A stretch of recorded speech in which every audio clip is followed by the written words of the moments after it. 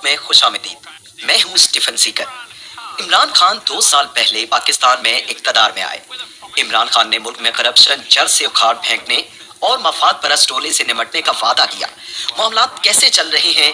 खाने पीने की चीजों की कीमतों में इजाफा और कोरोना वबा से कई पाकिस्तानी बदतर सूरत हाल से दो चार हैं। करप्शन के खिलाफ मुहिम सियासी महाज़े जंग में बदल चुकी है।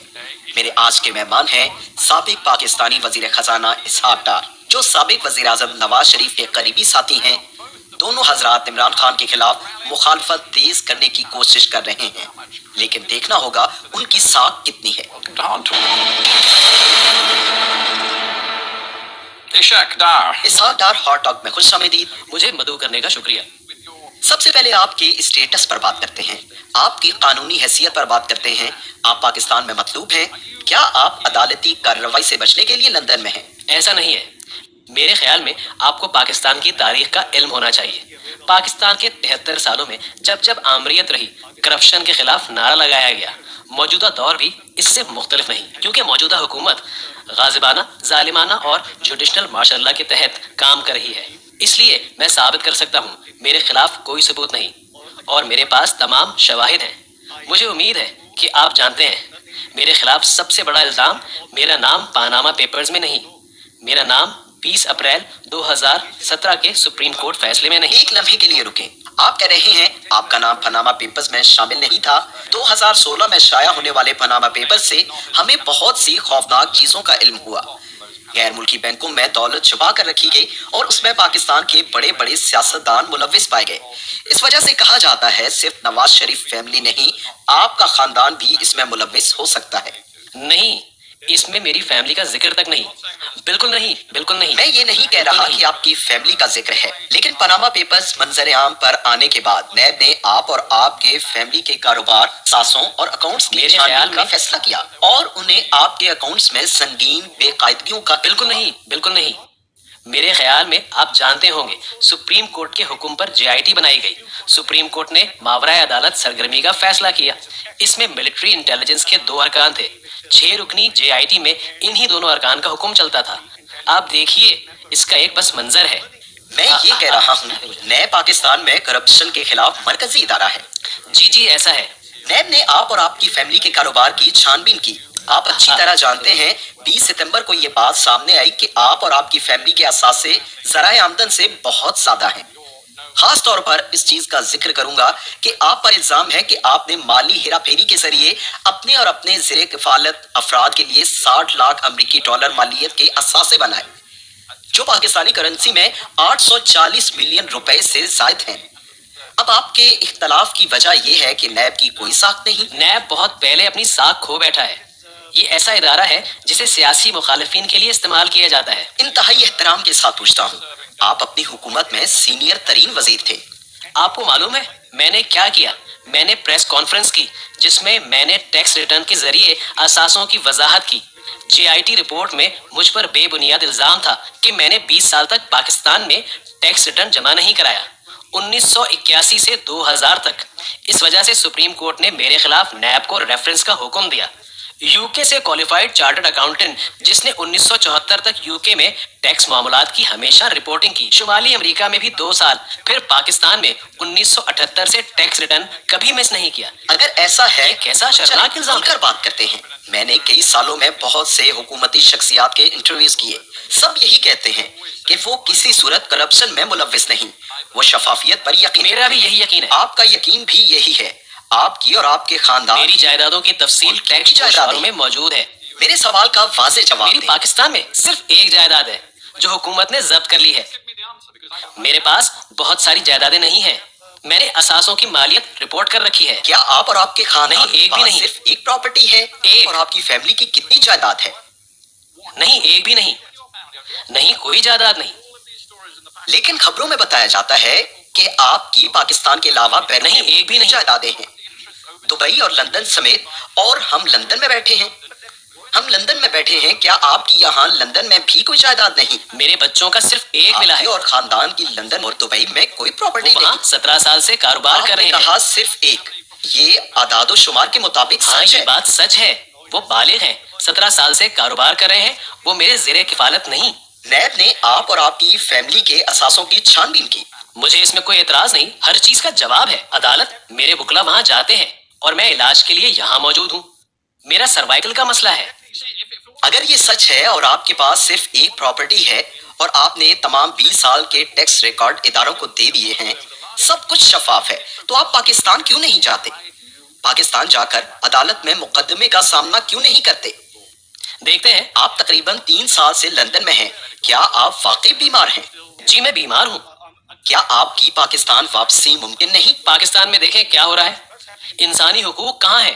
نیب کی حراست میں لوگوں کے ساتھ کیا ہو رہا ہے؟ نیب کی حراست میں درجنوں لوگوں کو مار دیا گیا۔ پاکستان میں کیا ہو انسانی رہا حقوق کی خلاف ورزی ہو آپ رہی ہے۔ کہہ رہے ہیں نیب کی حراست میں لوگوں کو مار دیا گیا؟ نیب کی تحویل میں کئی لوگ مر چکے ہیں، یہ ایک کھلا راز ہے۔ آپ کے پاس تفصیلات ہوں گی، آپ چاہیں تو میں آپ کو تفصیل دے دیتا ہوں۔ آپ دیکھیے، یہ ادارہ مخالفین کے خلاف استعمال ہو رہا ہے۔ جیسا کہ میں نے پہلے کہا، خلاصہ یہی بنتا ہے، میرے اثاثے ظاہر ہیں، اگر میرے ٹیکس گوشوارے موجود ہیں تو ہر چیز کا حساب بھی ہے۔ مسئلہ کچھ اور ہے، نواز شریف سویلین بالادستی کی جنگ لڑ رہے ہیں اور میں ہمیشہ مالی نظم و ضبط کی جنگ لڑتا رہا ہوں۔ نواز شریف بھی طبی بنیادوں پر لندن میں ہیں۔ نیب نے ان سے بدسلوکی کی۔ نیب نے بدسلوکی کی، سچ تو یہ ہے نواز شریف سزا یافتہ مجرم ہیں۔ ان دونوں کیس کے فیصلوں میں لکھا ہے کہ پروسیکیوشن کوئی کرپشن ثابت نہیں کر سکی۔ میں معذرت چاہتا ہوں، لیکن یہ بات واضح ہے نواز شریف سزا یافتہ مجرم ہیں۔ احتساب عدالت نے نواز شریف کے خلاف ثبوتوں کی روشنی میں انہیں 10 سال کی سزا سنائی، بعد میں کم کر کے 7 سال کر دی، پھر انہیں طبی بنیادوں پر لندن آنے کی اجازت دی گئی، بالکل اسی طرح جیسے آپ کو لندن آنا پڑا۔ آپ نواز شریف حکومت میں وزیر خزانہ تھے، اب آپ اور وہ خود کو پاکستانی اپوزیشن کی نمایاں آواز کے طور پر پیش کرتے ہیں۔ آپ قبل از وقت انتخابات اور عمران خان کی حکومت کا خاتمہ چاہتے ہیں۔ میرا سوال یہ ہے کہ اس کے لیے آپ کے پاس کیا اخلاقی جواز ہے؟ عمران خان حکومت کی ساکھ کیا ہے؟ دنیا گواہ ہے، الیکشن چرایا گیا، یہ دھاندلی زدہ الیکشن تھا۔ یہ صرف ہم نہیں کہہ رہے، 2018 سے پہلے کے جائزے دیکھیں تو اس میں نون لیگ کی کامیابی کی پیشگوئی کی گئی تھی۔ پاکستان کا انسانی حقوق کمیشن کے تجربہ کار کہتے ہیں یہ پاکستان کا بدترین الیکشن تھا، سب جانتے ہیں یہ الیکشن چرایا گیا۔ میں ابھی بھی EU مانیٹرز کی رپورٹ دیکھ رہا تھا، اس میں چند حلقوں میں بے ضابطگیاں دکھائی گئی، لیکن انہوں نے حتمی نتیجہ یہ اخذ کیا کہ مجموعی طور پر الیکشن شفاف تھے اور الیکشن 2018 میں عمران خان کی فتح میں کوئی شک و شبہ نہیں۔ پھر آپ نے تمام رپورٹس نہیں دیکھی۔ آپ اپنی پسندیدہ بدترین رپورٹس کا انتخاب کر رہے ہیں، لیکن EU مانیٹرز بھی آزاد ادارہ ہے جس نے الیکشن اور عمران خان کی جیت کو شفاف قرار دیا ہے۔ عالمی طور پر آزادانہ شفاف انتخابات، کیا ہم شفافیت پر کوئی سوال اٹھاتے ہیں؟ وہ کیا رپورٹ کرتے ہیں؟ مجھے یقین ہے پاکستان کے ہر الیکشن میں کچھ نہ کچھ مسئلہ ہوتا ہوگا، مکمل طور پر ہر چیز شفاف ہو، ایسا نہیں ہوتا۔ میں یاد لیکن رکھتا ہوں۔ حقیقت یہ ہے عمران خان کے پاس جمہوری مینڈیٹ ہے اور 2 سال بعد آپ الیکشن- پاکستان کے عوام سے یہ کہہ رہے ہیں کہ حکومت کو جانا ہوگا۔ یہ الیکشن چرایا گیا ہے، دھاندلی ہوئی، پولنگ سے پہلے دھاندلی کی گئی، ہماری پارٹی کے لوگوں کو PTI میں شامل کرایا گیا، نیب کو استعمال کیا گیا، نتائج جاری کرنے کا سسٹم بیٹھ گیا، RTS گھنٹوں بند رہا، پولنگ ایجنٹس کو زبردستی باہر نکال دیا گیا، یہ بھی پتا چلا کہ 35 نشستوں پہ دھاندلی کی گئی۔ اگر یہ سب نہیں ہوتا تو عمران خان حکومت نہیں بنا سکتا تھا۔ یورپی یونین مبصرین کی ٹیم کے سربراہ نے یہ آپ نے پوری رپورٹ نہیں سنی، مجموعی طور پر یہ انتخابات آپ نے پوری شفاف رپورٹ تھے۔ نہیں دیکھی۔ EU چیف کی پوری رپورٹ دیکھ لیں، اس آخری جملے سے پہلے رپورٹ میں کیا کہا گیا ہے؟ آگے بڑھتے ہیں، اب آپ کی حکمت عملی کیا ہوگی؟ آپ اور نواز شریف اپنے ویڈیو لنکس پاکستان بھیج رہے ہیں اور جلسوں میں ہزاروں پاکستانی عمران خان حکومت کے قبل از وقت خاتمے کا مطالبہ کر رہے ہیں۔ نواز شریف نے پنجاب میں ہزاروں لوگوں کے سامنے کہا army chief general Qamar Javed Bajwa اپنی ساکھ کھو بیٹھے ہیں۔ نواز شریف نے کہا آرمی چیف نے انہیں نکالا اور 2018 کے انتخابات میں ان کی شکست کے ذمہ دار بھی وہی ہیں۔ نواز شریف نے کہا انہوں نے نہ صرف حکومت ختم کرائی بلکہ قوم کو اپنی خواہشات کی بھیٹ چڑھا دیا۔ الیکشن میں عوام کی مرضی مسترد کی گئی، نہ اہل لوگوں کو منتخب کرایا گیا جو معیشت کو تباہی کی طرف لے کر جا رہے ہیں۔ آپ کے ملک کے آرمی چیف کے بارے یہ میں حقیقت ہے۔ یہ غیر معمولی باتیں ہیں۔ یہ اوپر سے ہی ہوتا ہے، ایک ڈیپ سٹیٹ، پاکستان میں ڈیپ سٹیٹ سے سب واقف ہیں۔ کیا یہ آپ کے لیے حیرت کی بات ہے؟ یہ ایک گھن چکر ہے جسے دنیا جانتی ہے۔ ہیلری کلنٹن نے ایک انٹرویو میں ڈیپ سٹیٹ کے لیے پاکستان کی مثال دی۔ مہربانی کریں، ہمیں تجربے سے شفاف ہونا چاہیے۔ الیکشن چرایا گیا، डॉन लीग से शुरुआत हुई। नवाज शरीफ जमहूरियत और पार्लियामेंट की बालादस्ती के लिए जिद्दोजहद कर रहे हैं और मैं माली नज़्म ज़ब्त और शफाफियत की यूके में जमहूरियत और जमहूरी इक़्तिदार की बालादस्ती है।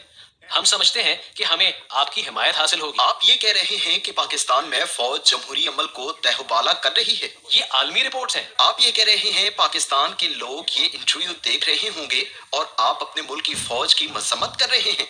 फौज नहीं, मेरे ख्याल में हमें अफराद की बात करनी चाहिए। हम पूरी फौज से मुताल्लिक ये नहीं कह रहे। फर्क वाजे करने दें। ख्वाहिशात की फहरिस्त है, मुख्तलिफ लोगों की जाती तरजीहात हैं जिन्होंने मुल्क में मार्शल लगाया। आर्मी चीफ सिपा सालार हैं। आप और नवाज शरीफ का कहना कि वो जमहूरी अमल को कमजोर कर रहे हैं, क्या आप यही कह रहे हैं? हम ये कह रहे हैं कि अगर इलेक्शन में धांधली हुई, जैसा कि वाजे हो चुका है, शक व शुबे के बगैर अगर इलेक्शन में धांधली हुई और किसी ने मंसूबा बनाया, ये हम नहीं थे। पाकिस्तान के वजीर दाखिला ने कहा नवाज शरीफ मुल्क के चौथी बार वजीर आजम बन जाते अगर इनके डीप स्टेट और इदारों के साथ मसाइल ना होते। इन्होंने ऐसा क्यों कहा? आप जो इल्जाम लगा रहे हैं वो तस्लीम नहीं किया जा सकता। आपके मुरब्बी नवाज शरीफ कई साल तक खुद फौजी आमिर जनरल ज़िया के साए में रहे और अचानक नवाज शरीफ ने फैसला कर लिया कि पाकिस्तान की सियासत में फौजी मुदाखलत किसी सूरत कबूल नहीं। ये कैसी मुनाफकत है? मैं आपके तज्जिए से इत्तेफाक नहीं करता। ये एक इर्तिकाई मरहला है। इर्तिकाई मरहला? तब नवाज शरीफ इक़्तिदार में थे, सब अच्छा था।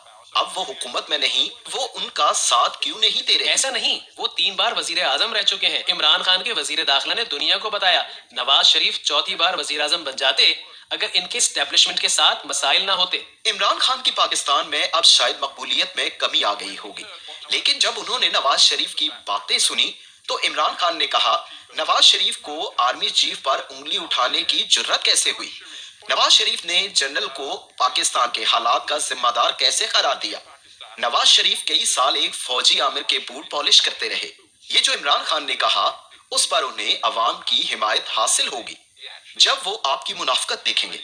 मेरा ख्याल है आपने इमरान खान की 21 वीडियो क्लिप्स नहीं देखी जिसमें उन्होंने फौज और आर्मी चीफ और इंटेलिजेंस सर्विसेज से मुताल्लिक बातें की।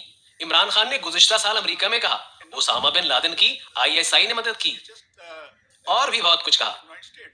इमरान खान जब हुकूमत में नहीं थे तो उन्होंने 21 बार फौज के बारे में मुख्तलिफ बयानात दिए। वो तालिबान खान के नाम से मशहूर हैं। क्या आप इमरान खान और हमारी कारकर्दगी में बहस करना चाहते हैं? क्या हम यहाँ इसलिए बैठे हैं कि कमजोर जमहूरियत है या जुज़वी जमहूरियत, जुज़वी आमरीत पर बात करें? PDM में शामिल जमातें कबल अज़ वक्त इंतखाबात का मुतालबा कर रही हैं। इमरान खान हुकूमत गिराना चाहती हैं, लेकिन कई लोग नवाज शरीफ के बयानिए से पीछे हट गए। बिलावल भुट्टो ने भी कहा नवाज शरीफ को आर्मी चीफ से मुताल्लिक बातें नहीं करना चाहिए थी। बिलावल ने नवाज शरीफ के बयान पर अफसोस का इजहार किया। नवाज शरीफ की बेटी मरियम नवाज ने भी तफसील से वजाहत देने की कोशिश की कि वो फौज के खिलाफ नहीं। लगता है नवाज शरीफ हद से तजावुज कर गए। यहाँ कंफ्यूजन है। नवाज शरीफ वजीर आजम हो ना हो, वो फौज मुखालिफ नहीं। उन्होंने चंद अफराद पर इल्जाम लगाए। जैसा मैंने पहले कहा, शुरुआत ऊपर से होती है। डॉन लीग्स के बारे में आप जानते होंगे। FATF का मामला हुआ, पाकिस्तान ग्रे लिस्ट में गया। हमने पाकिस्तान को FATF से बाहर निकाला। ये दुरुस्त है? अगर नवाज शरीफ हल्फ के खिलाफ जाने वाली बाज मुदाखलत की निशानदेही करते हैं और ये पाकिस्तान के आइन में हो तो मैं इसमें क्या खराबी? चलिए सियासत और अवाम के लिए आपके पैगाम की बात करते हैं। पाकिस्तानी अवाम मुश्किल में है। खाने पीने की चीजों की कीमतों में इजाफा हो रहा है। पाकिस्तान में कोरोना की दूसरी लहर शदीद हो रही है, जिसकी वजह से मुआशी मुश्किलात बढ़ रही हैं। इन हालात में आप मुल्क में सियासी अदम इस्तेहकाम की कोशिश कर रहे हैं। इमरान खान हुकूमत गिराकर कबल अज़ वक्त इंतखाबात का मुतालबा कर रहे हैं। इलेक्शन में धांधली का शोर मचा रहे हैं। दावा कर रहे हैं कि मुल्क फौज चला रही है। क्या आपका तर्ज अमल अवाम के लिए फायदेमंद है? आपको गैर जानिबदार होना होगा। 2013 के इलेक्शन हमने भारी अक्सरियत से जीता। हमें तकरीबन 2/3 अक्सरियत मिली। 2014 में इमरान खान ने 4 हलकों में धांधली पर एहतजाज शुरू किया। किसी ने इसके खिलाफ बात नहीं की। आप 6 साल पुरानी बात कर रहे हैं। इमरान खान ने आपकी हुकूमत के लिए सियासी हमारे दिलों में अवाम का दर्द है पाकिस्तान में और इसीलिए हम आगे बढ़ रहे हैं। आज पाकिस्तान के अवाम का बड़ा मसला है सियासी अदम इस्तेहकाम, जियोपॉलिटिकल अदम इस्तेहकाम, और अवाम हैरान है। और नवाज शरीफ लंदन में बैठकर अपने दिल में उनका दर्द रखते हैं। हमारे दिलों में अवाम का दर्द है और इसीलिए हम आगे बढ़ रहे हैं। अफरात शर की शरह कम थी, शरह सूद कम था। जनूबी एशिया में स्टॉक मार्केट की कारकर्दगी बेहतरीन थी। کرنسی مستحکم تھی, GDP کی شرح 11 سال کی بلند ترین سطح پر 5.8% تھی. مغربی ادارے ہماری کارکردگی کی تعریف کر رہے تھے. 2016 میں پرائس واٹر کوپرز کی پیشگوئی تھی کہ 2030 میں پاکستان G20 کی صف میں کھڑا ہو جائے گا, اور ہم اس سے پہلے کی کوشش کر رہے تھے. ہمیں یقین تھا, ہم نے ملک سے لوڈ شیڈنگ ختم کر دی تھی, ہم نے انتہا پسندی اور دہشت گردی ختم کر دی تھی, معاشی اشاریے بہتر ہو چکے تھے. میں آپ کی معاشی کارکردگی کو خراب نہیں کہہ رہا, یہ کسی حد تک سچ ہے. میں آپ سے ایک سادہ سوال کا جواب چاہتا ہوں. پاکستان آج جہاں کھڑا ہے, عمران کے پاس 5 سال کا مینڈیٹ ہے. انہوں نے الیکشن میں فتح حاصل کی. آپ اگلے الیکشن تک انتظار کر سکتے ہیں, آپ واپس پاکستان جا سکتے ہیں, لیکن آپ ابھی تک لندن میں ہیں. آپ آئندہ الیکشن لڑ سکتے ہیں, یا آپ لندن میں بیٹھ کر عمران خان کی حکومت کمزور کرنے کی کوشش کر سکتے ہیں, لیکن اس سے پاکستان میں سیاسی عدم استحکام پیدا ہوگا. یہ سیاسی عدم استحکام کا مسئلہ نہیں, یہ نااہلی کا معاملہ ہے, یہ کارکردگی کو نہ دکھانے کا مسئلہ ہے, یہ 2 سال میں پاکستانی معیشت کا بیڑا غرق ہونے کا مسئلہ ہے. 1952 کے بعد پاکستان میں پہلی بار GDP کی شرح منفی ہو گئی. پہلے سال 1.9%, دوسرے سال منفی 1.4%. ملک میں لوگ بڑے پیمانے پر بے روزگار ہو گئے. ہم نے 6% لوگوں کو غربت سے نکالا. عمران خان نے 1 کروڑ نوکریوں کا وعدہ کیا, مگر 1 کروڑ 20 لاکھ لوگوں کو بے روزگار کر دیا. آپ کے طرز عمل سے پاکستان کمزور ہو رہا ہے. آپ نے حال میں ہی میرے خیال میں ایسا آپ وہ ٹویٹ سب کیا کہ عمران خان فسطاحیت کی راہ پر چل رہے ہیں. عمران خان پاکستان کے مفادات کے لیے کھڑے ہیں. انتہائی تناؤ کی صورت میں بھارت اور مودی کو 2 ٹوک جواب دیا. آپ جانتے ہیں, چین کے ساتھ مل کر اچھی خارجہ پالیسی بنائی جو معاشی استحکام پر مبنی ہے, جس پر آپ چلتے رہے. عمران خان نے پاکستان کا اثر و رسوخ استعمال کر کے افغان طالبان کو امن عمل مذاکرات کے لیے رضامند کیا. آپ کیسے کہہ سکتے ہیں یہ پالیسیاں فسطائی ہیں؟ میرے خیال میں آپ وہ سب نہیں جانتے ہیں, یا آپ کو جاننے کا موقع نہیں ملا. وہ پاکستان میں کس طرح کی فسطائیت کر رہا ہے. کیا آپ اس بات پر قائم ہیں؟ جی بالکل, وہ فسطائیت کے راہ پر چل رہے ہیں. آپ کورونا وبا کے باوجود پاکستان میں ہزاروں لاکھوں افراد کو سڑکوں پر لانا چاہتے ہیں. آپ عمران خان حکومت گرا کر جلد انتخابات چاہتے ہیں. آپ اپنے ارادے میں تاحال کامیاب نہیں ہو سکے. آپ کا اگلا قدم کیا ہوگا؟ آپ نہیں جانتے عمران خان اس عرصے میں کیا کرتے رہے. PDM کے جلسے 16 اکتوبر سے شروع ہوئے. ان 6 ہفتوں میں حکومت نے بھی بڑے جلسے کیے. آپ کا اگلا قدم کیا ہوگا؟ پاکستان میں جمہوریت کی بالادستی ہمارا اولین ہدف ہے. آزادانہ اور شفاف الیکشن. پاکستان میں جمہوریت کی بالادستی چاہتے اور ہیں. قانون کی حکمرانی؟ جی, قانون کی حکمرانی. آپ پاکستان میں قانون کی حکمرانی کا سامنا کریں گے؟ جی ہاں, میں کروں گا. پاکستان میں تمام اداروں کو اپنی آئینی حدود میں رہ کر کام کرنا ہوگا. ہم اس پر بہت خوش ہوں گے. جہاں تک میرے ٹویٹ کا تعلق ہے, مجھے اس پر کوئی افسوس نہیں. حقیقت یہی ہے, اگر وزیر اعظم FIA کے DG کو لوگوں کے نام بتا کر کہیں انہیں گرفتار کر لو, یہ کس قسم کی طرز حکمرانی ہے؟ ہماری گفتگو اب ختم ہوتی ہے. آپ یہاں آئے بہت خوشی ہوئی.